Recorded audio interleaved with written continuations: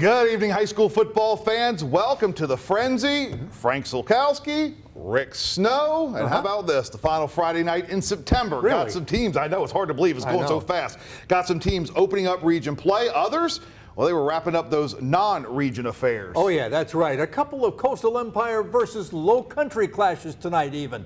We'll get to those in just a minute. We sure will. But first things first, I had the chance to spend the evening over in Hazelhurst where the Jeff Davis Yellow Jackets were searching for, how about this, program win number 300. Big night over there in Hazelhurst. I can tell you what, it was also homecoming for the Jackets, who were buzzing early against Bryan County. Jashawn Kirby getting a call. Kirby gets to the next level, throwing a stiff arm in there, and he's off to the races. Kirby going to go the distance quickly. 7-0 Jeff Davis. It's 14-0 later in the first quarter, and that Jacket D making sure it stays that way. Take a look at Sam Snell with a nice open field tackle to deny the Skins of a first down.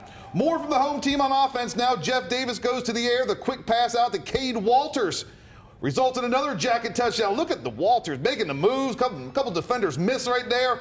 21-0 Jeff Davis in the first quarter. But Bryan County going to get that touchdown back later in the first quarter. The handoff goes to Terrion Dixon. Dixon going to take it off the right side. He gets into the open field. Nobody going to catch him. The Redskins were on the board. It was 21-7. But Jeff Davis was rolling tonight. It was homecoming, so you know they were ready to have a big party. The misdirection. Austin Wood going to collect his second touchdown of the first half. Big night for the Jackets, who pick up that 54-22 win, and in the process, they claim that 300th win in program history. All right, one of those Coastal Empire Low Country matchups that we talked about took place in Pooler, New Hampstead, taking on Hilton Head. In the first quarter, Hilton Head's Gaston Moore has his pass tipped and picked off by Jarrell Armstrong for the Phoenix, and he returns it to the 40-yard line, but New Hampstead couldn't move the ball from there. Back come the Seahawks. Moore scrambling, and he picks up 12 yards before getting out of bounds, and it was a first down. That would help set up a 27-yard field goal by Jonathan Orr to put the Seahawks in front 3-0. Late in the first quarter, the Phoenix get moving, and Justin McKithen on the sweep. He gets to the edge, turns the corner, streaks down the sideline, 68 yards for the touchdown to put them in front 6-3. The Phoenix roll on to a 39-6 victory to improve to 3-2 this season, while the Seahawks fall to 4-2. In Garden City, Jenkins and Islands tangled in Region 3 AAA, a showdown there. Islands leading 14-6 in the second quarter with defense like this, sacking quarterback Patrick Blake for a big loss. The Jenkins defense was stepping up also. Torres Simmons with a tackle for a loss. Third quarter, the Warrior ground game gets going as Jeremy Smith picks up 35 yards down to the 22-yard line, and Jenkins was in business. He almost got away. Trayshawn Brown with a quick pass to Darius Bush on the far side, and Bush does the rest, racing 22 yards to score. It was 14-12, the Warriors still down 2. Late in the third quarter, Smith up the middle for 20 yards and a first down for Jenkins. Then Brown and Bush hook up again on another touchdown pass for the Warriors, and that put them ahead 18-14, and they hold on for that win to remain unbeaten in Region 3 AAA. All right, let's hop across the big bridge over in the Low Country. The May River Sharks looking to continue their hot streak here in 2018.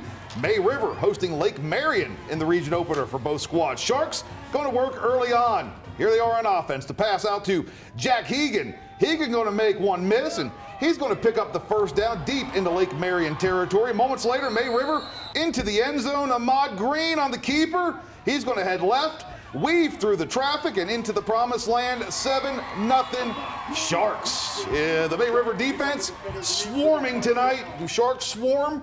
I don't know, but this is what I call it. Blood in the water. How about this Shark attack? Defenders all over there for a big loss. Hey, how about this? Sharks with the special teams play. Big play here. Lake Marion going to have their block punt. Jaden Void blocks it, and Ridge Dow going to scoop, and Ridge Dow going to score. May River, they cruise to 5-0 on the season after the big 50-0 win over Lake Marion. Now, just a couple miles down the road, Bluffton High, the Bobcats hosting Richmond Hill. Take a look at this play here. No doubt the play of the night. Bluffton throwing, but how about Timmy Fortson makes the big hit, jars the ball loose. There's a scrum. Nobody wants to get the ball. Nobody can get a handle on it. Thing ends up near the goal line look, eventually it's Fortson picking it up, and he goes in for the touchdown. Wild play there, however. Nice hustle. Makes the play. Makes 2 plays in 1. How about that? Exactly. Ensuing kickoff. Bluffton going to respond. Rakeem White receives the ball, proceeds to find a seam. White gone. Pulls away, goes in for the touchdown. Bobcats with a nice answer, but Richmond Hill way too strong in this contest. Luke Carter going to call his own number. He goes in on the keeper for the touchdown. Richmond Hill big in this one. They needed that win. 52-6 the final over Bluffton. All right, that's just a taste of the action from tonight. Still to come here on the Frenzy. Got to check in with Dave Williams. Absolutely. One of Dave's stops, the Pecan Grove. That's right. You had Claxton hosting Savannah Country Day. Those highlights and many more still to come here on the Frenzy. Stick around.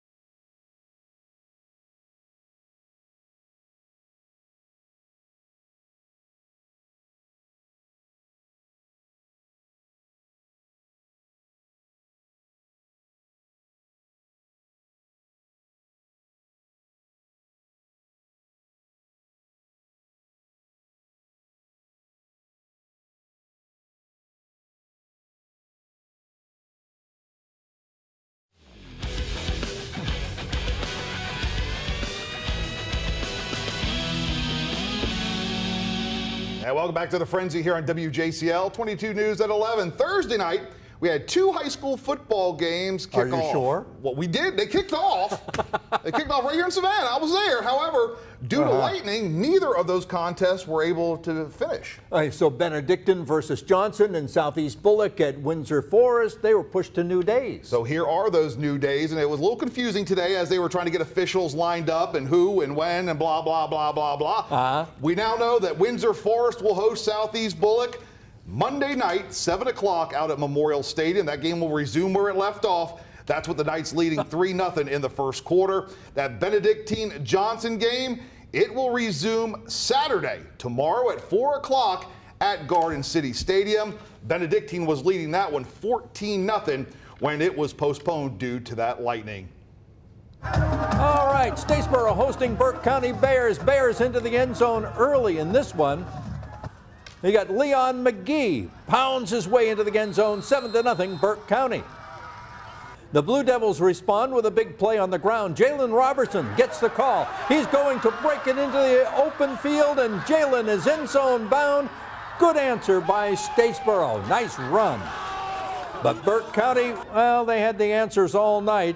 McKill Robertson toting the rock for the Bears. He's into the end zone to put the Bears back on top, and that's where they would stay. Burke County pulls away for a 49-28 win. All right, let's move up to the Metro Augusta area. That's where Screven County was taking on Josie. Opening possession for the home team, Dakeel Fullerton. On 4th down, scrambles, going to hit Tavion Redfield for the big first down for Josie. They're going to cap off their opening drive. Here's the quarterback scrambling again, going to flip it to Jacoby Ham, touchdown. They would add a 2-point conversion to make it 8-0, but I can tell you what, after that, Screven County would respond, and the Gamecocks, they're going to go on the road, and they're going to pick up the win over Josie, 39-26, the final in this one. Calvary Day, up the coast near Charleston, actually Johns Island, to take on St. John's. First quarter, no score. Jalen Leary, big 22 guy, taking a handoff, heads up the middle for the 10-yard touchdown run, 7-0 Cavaliers. Calvary Day playing tough on defense. Jaden Grant laying the wood with a big hit here. Ouch.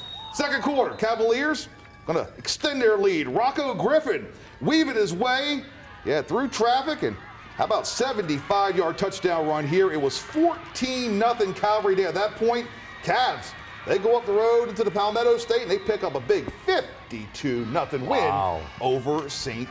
John's. Indeed. All right, time to get Dave Williams in here. Dave, spending some time in one of my favorite stadiums in the entire state of Georgia, talking about the Pecan Grove. Oh, yeah, it has such a unique atmosphere, and tonight the Tigers were home against Savannah Country Day. Dave? Yeah, that's right. You know, the Region 3 Single-A opener for the Tigers and Hornets. Both squads have looked impressive during their non-region slate. Country Day 4-0, Claxton 3-1 on the year. And as you would expect with two teams, a combined 7-1, lots of folks at the Pecan Grove for this one. And they'd see a good one, at least early on. Savannah Country Day trails 13-3 late in the first half and looked like they're about to cut the deficit. Barry Kleinpeter airs it out to Kenny Odom, who would have been touchdown bound if it weren't for a shoestring tackle. The Hornets, though, wouldn't be able to convert. They'd lose the fumble near the Claxton goal line, and the Tigers' Miles Freeman recovers and returns it to midfield. Country Day looked like they would make a game of it, though, as they would find the end zone on their first possession of the second half. Barry Kleinpeter hits Matthew Mims in stride, and 81 yards later, he's reached a happy hunting ground, cutting Claxton's lead to 13-10, but it was all Claxton from there as they pull away to the 32-10 victory. Meanwhile, over in Tattnall County, South Effingham came a-calling for some balling, and it didn't take the Mustangs long to gallop down the field on their second play from scrimmage.